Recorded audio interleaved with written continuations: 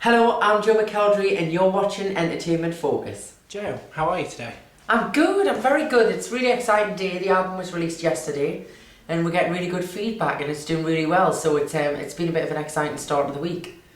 And the album, it's following on from Popstar To Operastar, which you won. Yes. So obviously the public still love you, which is great news.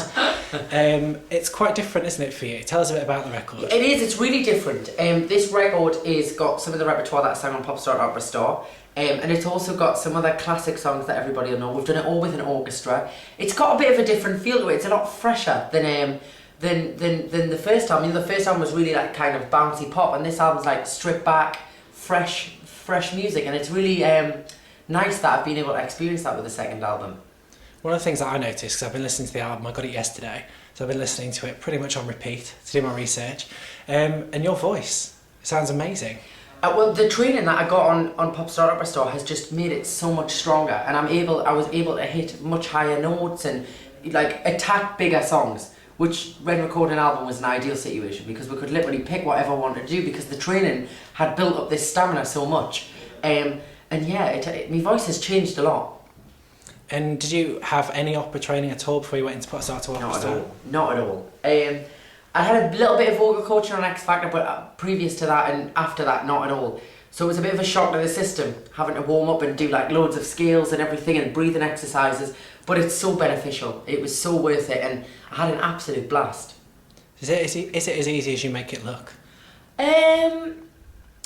Well, at first it wasn't. It was a bit like a swan in a lake, you know, all elegant on the water, but the legs were flapping like crazy. But now I've kind of distinguished how to flick between the two genres of music and also how to, I suppose, I know the technique that I need to do now, which before it was trying to remember it. It's becoming second nature now. Because I did watch the show, I saw the first week when you came out and you were quite nervous, and then you opened your mouth and you were fine. Yeah, but I was petrified every single week. Normally I'm quite good with dealing with nerves and like really, but every week, because what happens is, this style of singing, when you get nervous, it restricts your breathing and you need that support and breathing to hit the notes. I mean, when I sang this in Dorma, I nearly had a heart attack. I was that nervous. It was so scary. How funny, because you were, as I say, you were absolutely fine. My other half loves classical music, likes all of like the opera stuff. And when I played him your versions of things, at first he was like, who's this? It's like, it's Joe McElderry, this is brilliant. So you got his seal of approval. It was amazing. It was amazing because the show kind of introduced it to a new set of people, but also it introduced it to my fans that hadn't heard this music before. And when I'm doing shows, you know, I hear it's like 7-year-old girls in the audience like saying, well, sing this in Dorma, sing Time to Say Goodbye. And that, for me, that's amazing that I can introduce that music to them. And also invite more new people and more like a different market of people on board to kind of join me on this kind of musical ride that I'm going on. And did you ever think after the first album, your second album would be classical? Not at all. It's quite surreal. And I didn't think I would be signed to one of the biggest classical labels in the world alongside Andrea Bocelli and, you know, Rolando. I'm just honoured. I feel so, I think, inspired by the music that I'm surrounded by at the minute. And I think one of the great things about this record is people wrote you off, as they do, because you have the first album, they write you off, and then you've come back with something completely different, quite bold, you're showing off your voice, and everyone's going, oh yeah, he can actually really, really sing. It must be really quite, you know, you must feel quite chuffed. Yeah, well, I think it's just a new chapter. You know, you go through chapters in your career, and this is just a new chapter, and this is where I am at the minute, and I'm inviting everybody to join us on it, you know, and just, I'm all about hard work and enjoying what I do for my job, and all I enjoy doing is performing and singing, and as long as I get to do that, I'm happy. So it's an ideal situation for me to be in right now. And then I go on tour in November, which is really exciting as well. So yeah, it's just all going. That's just the way I like it. And is it going to be all of the classical stuff off the new album, or is it going to be a mixture of all of your material? Well, obviously we've got a lot of songs previous to this album that people are going to want to hear as well. So it's really exciting. You know, we're having all the production meetings now, and it's exciting because we've got a concept to work with before we've even started to plan anything, because we have now a huge range of songs to fit into one concept, which without even having to think about one is going to be really exciting, you know, just by even the arrangements of the music of each song. So I can't wait for the rehearsals to start, and it's just going to be like it's going to be a new thing for me, as well as I think everybody else, which is going to be really exciting. And can we expect any of your former hits to have a bit of a makeover and be a bit more classical? Maybe. We'll see. I'm not going to give any surprises away, but you know, there's definitely going to be some spins and twists. So talking about the tour, you're playing some amazing venues. You're doing the Royal Festival Hall in London, which is one of the best venues in London. I know. That must be exciting. It's absolutely amazing. Like Royal Festival Hall, Birmingham Symphony Hall, Glasgow Orchestra. It's just like all the really historical musical venues, which is amazing. And the good thing about it is it's theatres, so it's up close and personal. You know, I've had the experience of performing in arenas, and I do love that. But I think with this album, it's quite a personal, intimate album, and I think it suits the type of venues that we're going to, which is important. So going back to the album, what's your favourite track on there? I love Dance to My Father. I love Canto della Terra and Nessun Dorma probably. There's 3.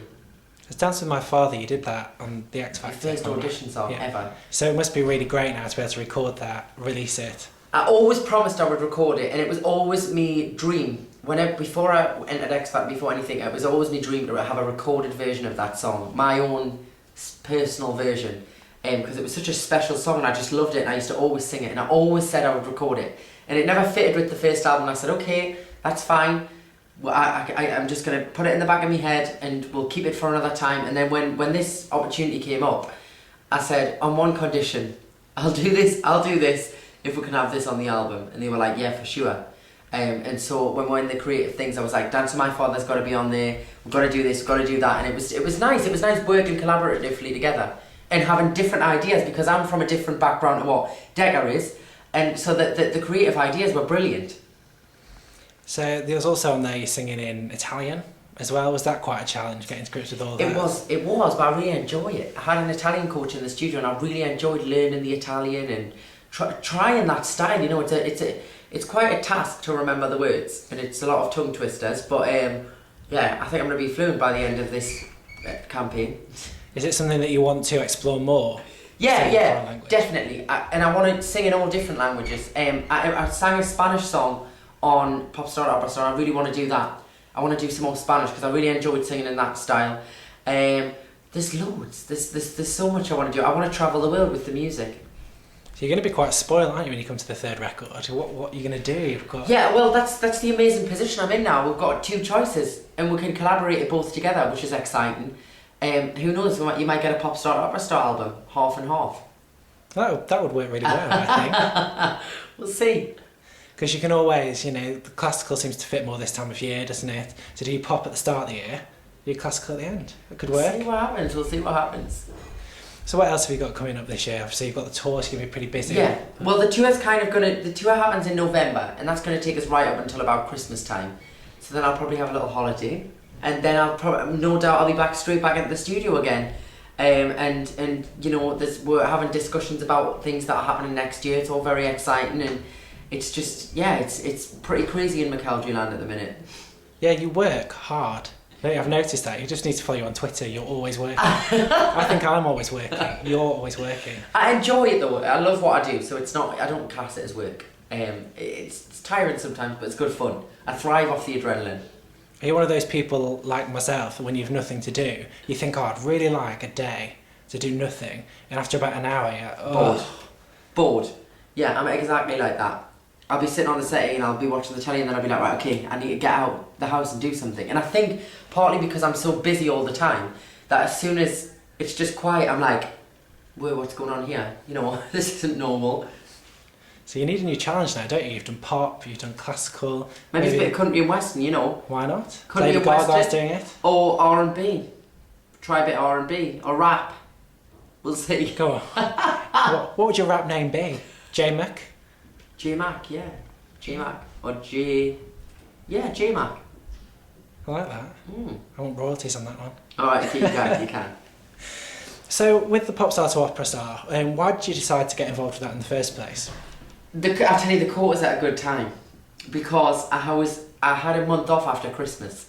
Because I worked right through Christmas, and then I thought, right, okay, I need a couple of weeks off to chill out. And the management phoned the management and asked if it was interested in taking part. And the quote was at a time when I was lying on the settee, I wasn't doing anything, I was having a nice relaxing holiday. And I was like, yeah, sure, be fantastic. Great, let's do it. Forgetting how much of a challenge it was going to be. But I absolutely loved it. I'm so glad I took part in it now. And it was such a great experience for me. And did you learn anything from any of the other contestants? Any really good advice? I think, I met like a lot of people that came on that show, and you realise in this genre of music, and in all genres of music, it's hard work. You've got to keep going at it. You can't just kind of get complacent. You've got to better yourself every time, because everything's so current at the minute that you've got to be up there with everybody. And I think that's what I learned. I've seen people coming in and working and singing all these songs, and then I've seen Catherine and Rolando, and you see how hard everybody works, and it just kind of made me want to better myself even more. Well, it struck me from watching it, I think Melody Thornton was probably the obvious example, that didn't seem to quite take it as seriously as the rest of the people. She was accused of partying, I think, in the first episode. That was a bit of a lie, though. She wasn't actually partying, I don't think. I think she went out for dinner, and they made it out like she'd been to a party. Maybe she partied at dinner. Well, yeah. Combined she was a hard worker, Melody, and she worked hard. She told us all the stories with the Pussycat Dolls and everything like that, and she's a hard worker. She was telling us some of the things that schedule-wise what those guys did, and it was full on. Yeah, I can imagine they were everywhere, weren't they? Yeah, and they had dancing heels all the time in big restricted costumes. And what was it like being in the final with Cheryl Baker? It was great. I love Cheryl. She's hilarious. Cheryl never ever learns her words.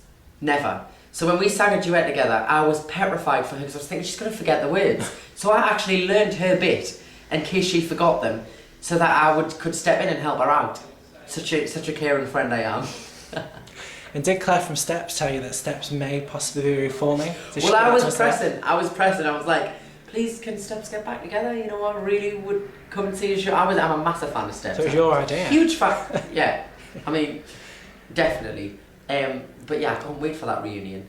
Well, if they reunite, you have your rap persona, you could rap on their comeback track. Could rap on a new song. Yeah. This could work.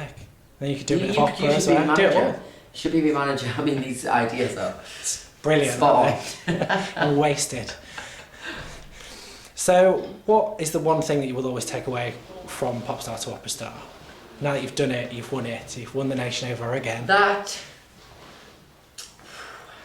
your voice, you should never put a limit on your voice, because your voice, you are the limit of your voice. If I learned that I was just scared of hitting high notes and doing certain things with my voice. But then when you actually push yourself and exercise it and stretch it's a muscle. It's like going to the gym. You just got to work it, and if you keep working at it, it gets better and better, and not to get like complacent, I think, and think like, oh well, I just have to sing this now. Well, it's not like you weren't that restrained on Wide Awake, because I still think that was one of the boldest pop albums of its year. I was listening to it on the way here. I still think it's a great record. But on that one, you were hitting some crazy notes as well. You were really hitting some high notes and doing quite a lot of falsetto. That was quite a lot of falsetto. And it was that again was how I was feeling at the time. It was an album that I'm really proud of, and I still love performing those tracks. So I'm it's just I think this one's just a new chapter. I go through many chapters in my life, and this is a new one. Right, so now it's time to put your Mystic Meg hat on. Okay. What are you going to be doing this time next year then? I would like to hope I'll be travelling around the world. I would love to go into Europe and possibly America if it's possible, so hopefully I'll be able to branch out there or something. And, maybe another album would be recorded by this time next year. Well, it could be a country and western one, couldn't it? Yeah. If you're going to America. Joe McElderry's line dancing. I go to Nashville. It could work. Yeah. I didn't know I had these ideas, Joe. You see.